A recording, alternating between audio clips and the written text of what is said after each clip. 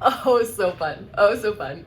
We left off with I was the eager, excited 26-year-old puppy who was going to take on the world as a brand new real estate agent. And Miss Myrna, magnificent Myrna, was the wise, older, maybe slightly grumpy dog. uh, More than once, Myrna showed me who was boss and that I really needed to talk less and listen more. Really shocking, right? You think I might have heard that in school too?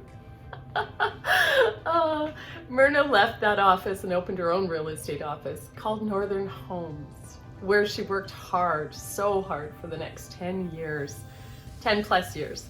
I'm pretty sure Myrna didn't really like me, barely tolerated me, honestly. And yet, when my sky was falling, Myrna showed me more kindness and generosity than almost anyone else.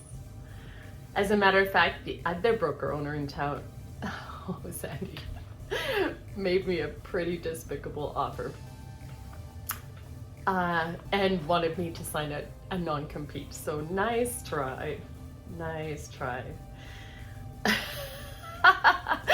Oh, Sandy, yeah, pretty sassy. Sandy says it's pretty shocking that I didn't end up with an assault charge out of that.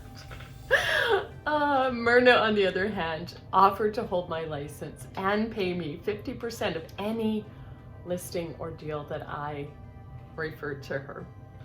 Myrna saved me. She was so generous, so kind, and I am and will forever be grateful. Another example of the grace and clear guidance that appeared for me was in the form of my landlord, Dennis Hikeaway. After reducing my rent for the last few years and doing everything and anything to help, Dennis asked me to help him sell or rent his office building where we had shared a mutually awesome 14-year relationship. Dennis was incredible from day one. He renovated the entire inside of our building before we moved in and always agreed to do anything we asked or suggested. I was in a bind when I found Dennis, who was the dad of Paul and Rhonda that I went to school with. I graduated with Paul, and Rhonda worked in the courthouse with my mom. When I was about to open my RE/MAX office, my previously committed landlord suddenly had backed out on me. And with our town having been really busy back then, I was in a bind. I had heard that the former business partner, now renter that Dennis had in his historic downtown building, hadn't been able to pay rent for a very long time. So I hunted Dennis down and asked if he would consider renting Lachelle, my business partner at the time, and I, the front of the building, and moved the accounting firm to the back offices. The previous partner renter declined to move to the back, so Dennis offered the whole building to us. And thus, a very wonderful business friendship was born. The building was the original Canadian Imperial Bank of Commerce, with dirt roads and surrounding bush. Even when we first moved in, there were still bars on the windows, and we were always challenged to keep moisture and mold out of what was once the vault. True fun fact. We had it as our file room, and we really fought mold in there. Another deep blessing in my journey and in my life was one Sir Earl Brown. Earl is our local tax wizard, an author, photographer, reporter, and now past president of our Toastmasters Club. Interestingly, Earl had worked in that building. As a matter of fact, Earl worked out of my own personal office for 27 years until Don Thompson moved his business and we moved in. When he heard that RE/MAX was closed and moving out, Earl called Dennis, and Dennis sent him straight to me. Earl and Sue came by and took a look. Then one day, one of my favorite ladies of all time, Earl's mom, Mavis Brown, came through on her way to a sad celebration of life of a lady taken too soon from our community and the lives of so many.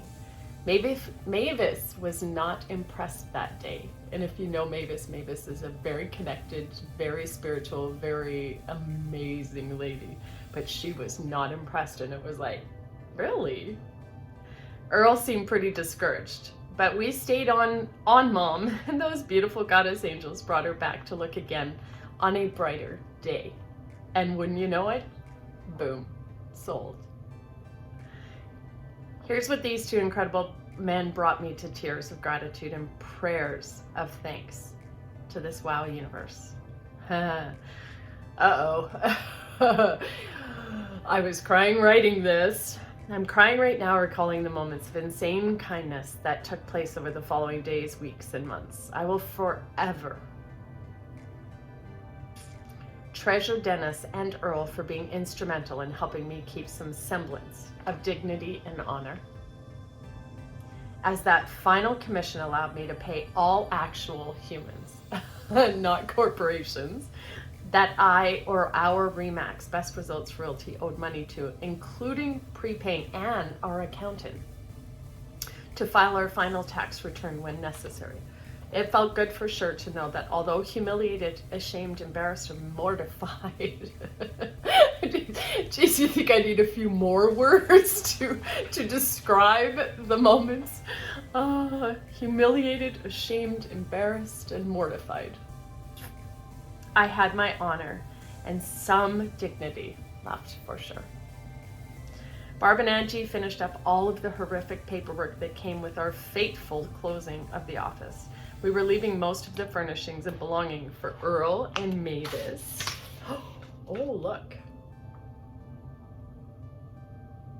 As final rent payment to Dennis.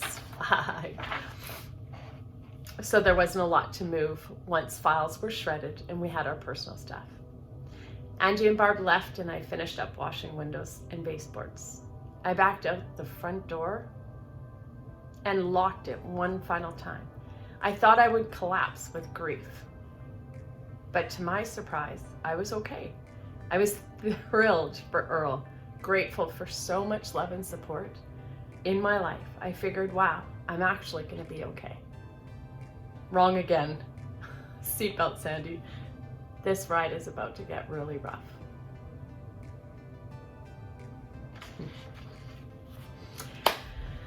And that was the closing of RE/MAX Best Results Real Estate. Yeah, what a ride.